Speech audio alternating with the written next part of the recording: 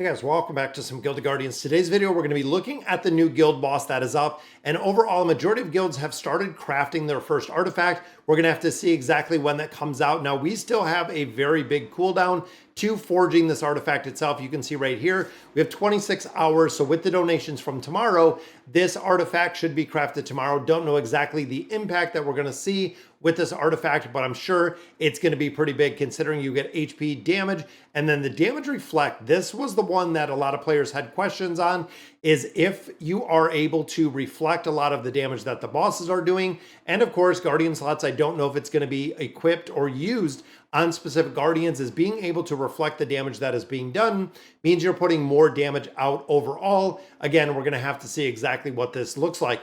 Now, in addition, you can boost when you are building these guys. For 200 rubies, you can actually go ahead and boost the timer. It cuts it down so much. And of course, if you have a guild stacked with people that are boosting, it is going to build these a lot faster. And hopefully we can get a lot more of these public artifacts up before the ancient artifacts are released. Now, looking at this boss, this is one that is very tough. You can see Fever is up for 12 more minutes. Right here, we have Steadiness. This is the absolute number one, the inspiration buff that you want to have on this. This immune to knockback is what really negates this boss. And there is also a big thing that this boss does. There's really two. You can see Julia absolutely crushing it in here, but not anywhere near to where we were. Now, of course, this is the first day, but looking at the Hydra, looking at these skills and abilities, the power of the Sea God targets all enemies after charging for 1 second, causes knockback.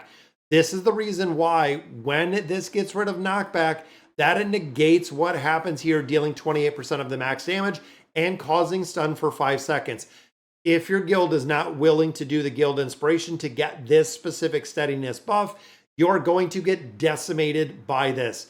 When you look at this causing the stun every 5 seconds, he does it a ton in a minute 30 battle. He actually stuns over and over and over and over again. In this boss, timing is everything. You have to have perfect timing to maximize your damage in here. And the reason being, which we'll look at the other skills and abilities, is there's an immunity that this boss does do. Now, in addition, this is the one that a lot of players are having problems with. The Tides change the color of its shell. Blue provides immunity to magic. So this is another fight where you're not going to go ahead and auto. You do not want Leah. You do not want all of your damage dealers to be using all of their ultimate abilities. When he is in a blue shell, it's just going to say immune. You're not going to get anything. So what I was doing, and we've been doing incredibly well, gold provides immunity to physical damage. So this is going to be vice versa depending on the team that you're running. Is I am running one tank, probably not even going to run a tank next time, run 5 heroes that are magic damage. Don't know, and I think we can survive with running 5 of our magic damage dealers. But then as soon as that blue shell is up, we don't do anything. When the gold shell pops up, I can dump everything auto and then again, turn it right back off. Wait until that gold shell is gone, or excuse me, the blue shell is gone. Once the gold shell comes up, immunity to physical damage. Again, popping all of my ultimate abilities. This is one you cannot put on auto. You are not going to do the damage you need to get these bosses down and maximize the damage in here if you are putting these and if you are running these on auto. Now, last ability, the attack speed and movement speed are reduced by 5% for 5 seconds. This effect is stackable and can be refreshed. So when you think about the reduction in here, that is huge. This is where we talked about that hero Aurora. I believe it is Aurora that has the ability to clean all of these stacks off. So another one that a lot of players were kind of playing around with is there's another guild inspiration buff that provides and cleans these off. Now, we haven't found the effectiveness because, of course, we want to get rid of this boss skill. We do not want this 5-second stun. You have to have steadiness in here if you want to maximize the damage in this hero. And of course, looking at our ranking, we're 15 right now. We ended, I believe, 9 last time. So now that we really understand the methodology and how this boss is working, we are definitely going to be scoring a lot better. And of course, this is the 3rd iteration where we get the Hydra Fangs. You also do get the scales out of there, and you do get the hearts, which means when it comes to the bosses itself, when it comes to the Forge, this is the time when we get now all 3 of these. You can see These are the legendary artifacts that we're getting out of here, and we are starting to pick up all of these. Once this boss goes down, we can build these out, and we'll be able to honestly build a lot of these on a regular basis when you think about the time and effort that you can put in here. And of course, you can rent different ones if you're unfamiliar with the way that you do this, and we got to know exactly what the cost is going to be. But you can see we're going to have up to 3 artifacts that are here that you can lease from the guild, or maybe a couple more than 3 that you can go in here. We don't know if they're going to stack. We don't know exactly how these active artifacts are going to work and exactly what it's going to look like. The requirements for not only these ones is when you rent them in here, you can see they are only valid for a certain amount of time. We don't know what the cost is going to be. So at this point, looking at Guild of Guardians, is we are saving all of our quests. We are saving all of our guild coins. This is what we're saving. We are waiting to see exactly what comes with these artifacts, what the cost to rent these, because you might rent them for a day. I mean, it might be 1,000 or 2,000 guild coins to rent them each day, meaning it is going to be very, very expensive to run them nonstop and running a multitude of them. And also we have to see, does it make sense to rent one? Are you going to be renting more than one? If guilds start accumulating a bunch of different artifacts, what is it going to look like to go ahead and rent them? What is going to be the duration for the renting them? And of course, maximizing the damage is going to provide you more resources. More resources in here are going to build up your heroes in the entirety. Now, as you can see, I was just hopping on right now and all of my stamina is maxed out. We're going to have to see with what's coming down the pipeline with the Frostmire. That should be, I believe it's next week. Might be the week after that we're going to start seeing the Frostmire. So until then, I'm going in and I'm sweeping all these dungeons. I am saving my material chest. All of the material chests that we're getting in here, we are saving because we know what is coming with tier 7 gear. So even looking at, we've been doing this for quite a while as it sits right now.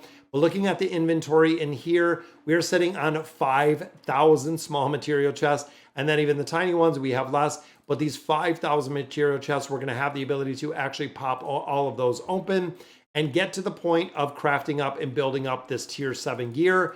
So again, I'm saving all of these because my assumption, very similar to what we've seen right now with how this game works, is once we get to that tier 7 gear, all of these are going to be able to be combined with the 6s going to 7s. And I've been just kind of going back and forth, building up a little bit. I do craft every now and then, but right now, knowing again what is coming with the tier 7 gear, I want this fully stocked. That way when the patch drops, I can combine all these. I can go ahead and pop a ton of those chests to get a lot of those tier 7 logs, which means hopefully when the tier 7 is released, that we can get and we can build up all the gear that we have here on Leah and continue to just focus her from the tier 6 to the tier 7.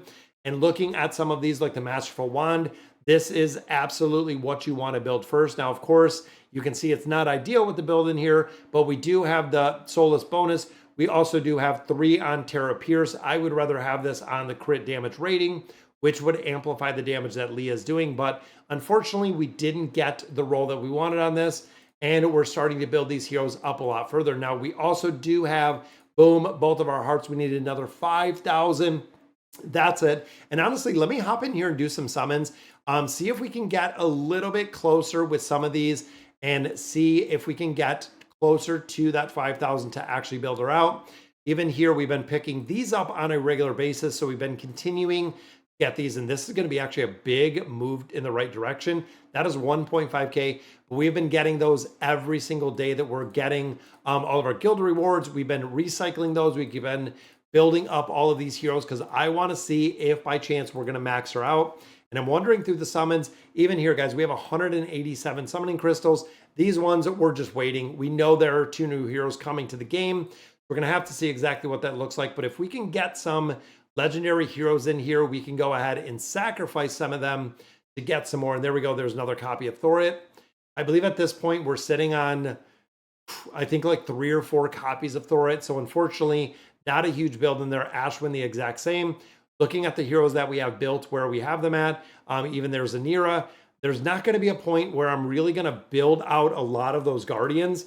I don't see the value in it. I don't see the purpose on it because, again, we have so many heroes already that we have that are the much, much higher tier heroes. Even looking at rare heroes, these are ones that we just go ahead and sacrifice.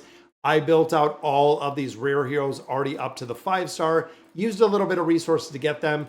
But of course, when you get some of those basic quests, you're going to have to use those heroes to fill in the 5 stars. And that, of course, most of these I have either at 4 stars. We have a lot of them that are ascended with the Radiance. And then looking even a couple of these, guys, we can get some more resources out of here. Oxalis, I want to keep, and I'm going to keep those other 2 copies of Thora, but that is going to give us, again, another 300 closer. Even looking there at the Redeemers or the red, getting a lot closer. 18,000 is quite a bit, so we are moving the needle on all of these heroes kind of little by little. Don't want to use any of these, so we're less than 3,000 away from getting Leah built up, which we know is going to go to 15 Enlightenment. The question is, are we going to get Radiance 8? And at that point, if we do not get the Radiance, or even if we do, we're going to have to start putting our Radiant Souls into this hero to really buff her up and make a difference and really build her to where she needs to be to getting her to 1510. She will be, and we know this, my first fully completed Guardian within Guild of Guardians. So it's really cool to see that we are getting there based on gameplay, based on really building up these heroes. So all right, guys, so that is going to do it for today's video. Let me know in the comments what you guys think. And as always, thank you guys for watching.